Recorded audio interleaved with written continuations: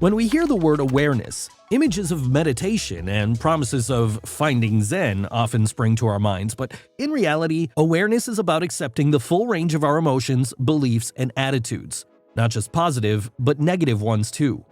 This broadens our horizons and expands our perception, which in turn helps us see many more options. When we look out from our windows, we only see a fraction of the real world. To fully grasp the whole scene, we need to take a step outside and take it all in. We already know that procrastination is tightly connected with irrational thinking, so it offers no surprise that these same thoughts box us in and obscure the big picture from us. Here's where awareness comes in. It helps us expand the frame, and now we'll tell you how to achieve that. Developing our awareness to take down procrastination takes 5 simple steps. Step 1. Grow your emotional vocabulary. Here's a little exercise. Think, what adjectives would you use to describe your positive and negative feelings the moment you experience them? Imagine you have been assigned a task that evokes in you nothing but confusion. What else can you call it?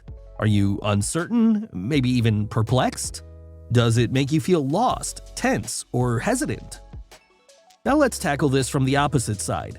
Imagine you were just gifted the thing you've dreamt of for so long. Think for a bit. How does it make you feel? Maybe you feel delighted and grateful. Does it make you content? Are you charmed by the care someone put into making this gift?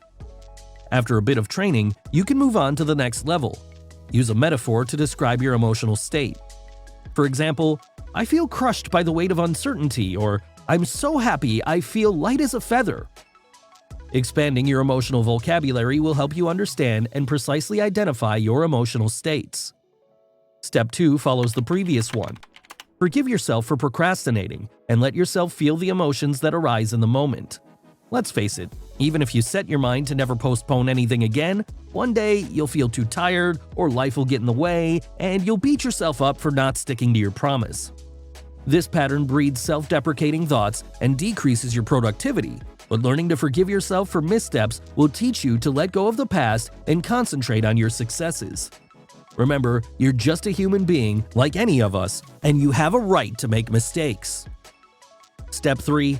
Take note of your attitude towards everything. Keep a one-sentence journal. Every time you find yourself procrastinating, ask yourself one simple question. For example, how do I feel about procrastinating? What's making me avoid doing tasks? Write a full-sentence answer each day. When some time passes and you feel that you've finally explored the question enough and found the right answer, change the prompt. This exercise can lead you to some interesting insights. Don't forget that it's okay to say no to things. If you find yourself procrastinating on cleaning the house because you hate washing the dishes, vacuuming, or ironing your clothes, think, how can you make it better for yourself? Maybe you can buy something that will reduce friction. A dishwasher, a robot vacuum, or a steamer iron. Or delegate the chore to someone if you can. There's no point in tormenting yourself. Step 4. Accumulate successful experience. Studying success, not failure, is a principle that's been used in sports and business for ages. That's why there are hundreds of books and movies about companies and athletes who've made it, and not a lot about those who didn't. Try to keep an achievement log where you write down your accomplishments and think, what did you do well already? What could be improved? What should remain the same?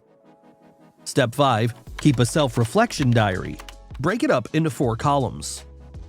Events, where you write down circumstances that trigger a certain reaction in you. Thoughts, what goes on in your head as a response to the event. Emotions, what do you feel because of this event? And decisions, what actions you take in response. For example, the event could be a sound of a notification popping up, which would lead to the thought, I've got to check my phone, stirring up the emotion of anxiety of missing out on something interesting, which eventually ends in the decision to spend an hour scrolling through your Facebook feed. Keeping a diary will help you map out your thoughts, feelings, and actions, helping you understand what goes on in the moment and track your progress in the long term.